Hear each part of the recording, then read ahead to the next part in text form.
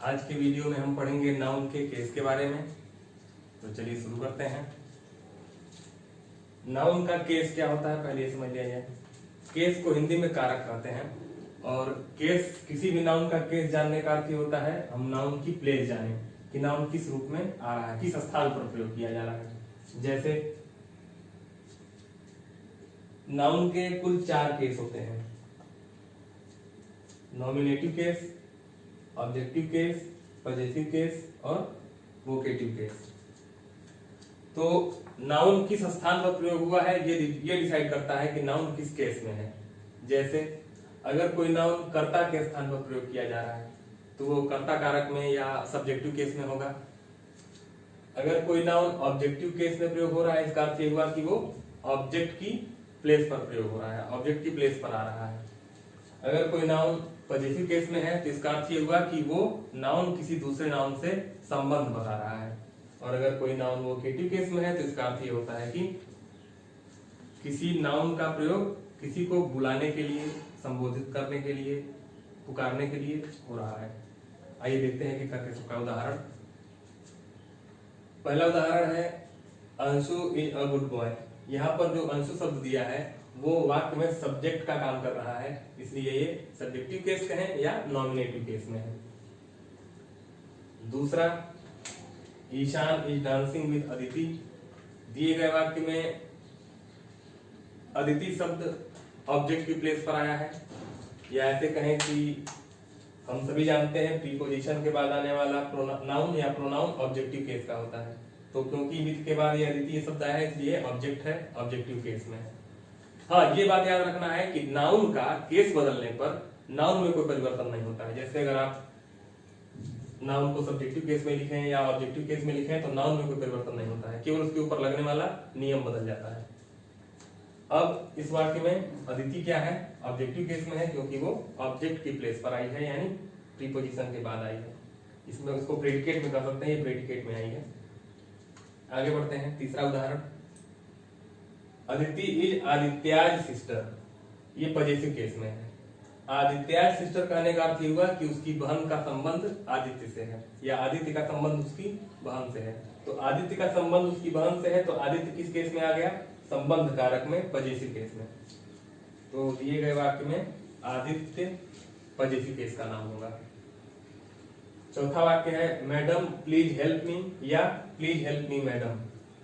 दो ऑप्शन में लिखने का अर्थ क्या हुआ कि जो भी कोई नाउन ऑब्जेक्टिव केस में आ रहा है तो उसको, सॉरी ऑब्जेक्टिव केस नहीं, वोकेटिव केस में, अगर वोकेटिव केस में कोई नाउन प्रयोग हो रहा है तो उसे या तो हम वाक्य के प्रारंभ में भी रख सकते हैं और चाहे तो वाक्य के अंत में भी रख सकते हैं, उससे अर्थ में कोई परिवर्तन नहीं होता है।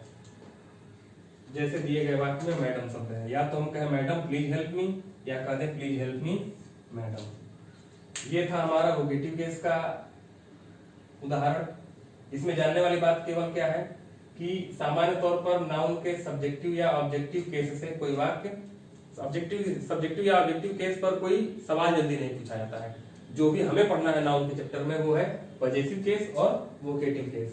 तो वोकेटिव केस का प्रयोग हमें केवल नरेशन में देखने को खासतौर से मिलता है और उसी के आधार पर हम नियम का पालन करते हैं। तो मुख्य रूप से हमें पढ़ना क्या है नाउन के केस में, पजेसिव केस। तो आइए शुरू करते हैं नाउन का पजेसिव केस। चलिए देखते हैं अब कुछ कॉन्सेप्ट्स ऑन पजेसिव केस। अब पजेसिव केस क्या होता है, पजेसिव केस के बारे में हमने थोड़ी देर पहले देखा है। अब ध्यान देने वाली बात क्या है कि पजेसिव केस का नियम क्या है। तो सामान्य तौर पर पजेसिव केस का प्रयोग हम लिविंग या नॉन लिविंग दोनों के साथ करते हैं। पजेसिव केस लगाने के लिए 2 शब्दों का प्रयोग होता है। किसी भी नाउन को पजेसिव केस में बनाने के लिए हम 2 शब्दों का प्रयोग करते हैं, या तो एपोस्ट्रोफे एस का या ऑफ का। अब ध्यान देने वाली बात क्या है कि अगर किसी लिविंग नाउन पर, या ऐसे कहें कि अगर किसी ऐसे नाउन पर पजेसिव केस लगाना है जो लिविंग है तो उसके लिए हम एपोस्ट्रोफे एस का प्रयोग या ऑफ का प्रयोग, दोनों का प्रयोग कर सकते हैं। लेकिन अगर कोई ऐसा नाउन है जो केवल नॉन लिविंग ऑब्जेक्ट को दिखा रहा है तो उसके साथ हम केवल ऑफ का प्रयोग करते हैं, एपोस्ट्रोफे एस का प्रयोग नहीं करते हैं। आगे बढ़ते हैं। उदाहरण के आधार पर इसको समझा जाए पहले। जैसे यहाँ एक उदाहरण लिखा है श्याम्स ब्रदर। श्याम्स ब्रदर कहने का अर्थ क्या हुआ कि श्याम का भाई। अब हमें बस नोटिस क्या करना है कि जो एपोस्ट्रोफी एस लगा है वो जिस नाउन पर लगा है वो लिविंग है कि नॉन लिविंग है। तो श्याम क्या है, लिविंग है, तो लिविंग की पर एपोस्ट्रोफी एस का प्रयोग हम कर सकते हैं। इस प्रकार ये बात सही है। ये वाक्य नहीं कहेंगे, ये फ्रेज कहेंगे, ये फ्रेज सही है। दूसरा है द ब्रदर ऑफ श्याम। जो अर्थ इसका होगा वही अर्थ इसका भी होगा। इसमें क्या किया गया है, श्याम का भाई कहने के लिए श्याम के ऊपर एपोस्ट्रोफी एस लगाया गया है। यहाँ पर श्याम का भाई कहने के लिए श्याम के पहले श्याम पर एपोस्ट्रोफी एस लगाकर उसके पहले ऑफ का प्रयोग किया गया है। तो कहने का अर्थ क्या हुआ कि यहाँ पर श्याम को उसके भाई से संबंध बताया गया है, ऑफ का प्रयोग किया गया है। ये सही है क्योंकि ऑफ का प्रयोग लिविंग के साथ होता है। आगे बढ़ते हैं, तीसरा उदाहरण देखते हैं। अ टेबल स्लेव। अ टेबल स्लेव कहने का अर्थ क्या हुआ, टेबल का लेग। तो ये सही नहीं है। इसलिए सही नहीं है क्योंकि टेबल क्या है, नॉन लिविंग ऑब्जेक्ट है, और नॉन लिविंग ऑब्जेक्ट के साथ हम एपोस्ट्रोफी एस का प्रयोग नहीं करते हैं, केवल ऑफ का प्रयोग करते हैं। अतः ये उदाहरण गलत है। चौथा उदाहरण देखते हैं, the leg of a table. यहां पर भी यही कहा गया है कि टेबल का लेग, लेकिन यहाँ पर टेबल के पहले ऑफ का प्रयोग किया गया है, और ऑफ का प्रयोग हम नॉन लिविंग के साथ कर सकते हैं, इसलिए टेबल के साथ ऑफ का प्रयोग करना उचित होगा। ये उदाहरण सही है। इसमें ध्यान देने वाली बात क्या है कि अगर वाक्य में कोई ऐसा नाउन आया है जो लिविंग है तो उसके लिए हम एपोस्ट्रोफी एस का प्रयोग करें तो भी ठीक, ऑफ का प्रयोग करें तो भी ठीक। अगर नॉन लिविंग आया है तो उसके साथ हम ऑफ का ही प्रयोग करेंगे, एपोस्ट्रोफी एस का प्रयोग नहीं करेंगे।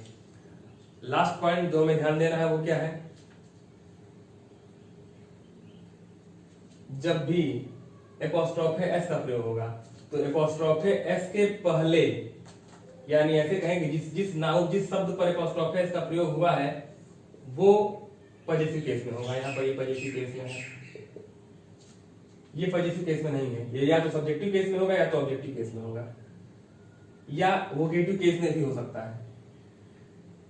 इसमें देखते हैं तो ऑफ के बाद जो शब्द आ रहा है वो पॉजिटिव केस में होगा, ऑफ के पहले वाला सब्जेक्टिव ऑब्जेक्टिव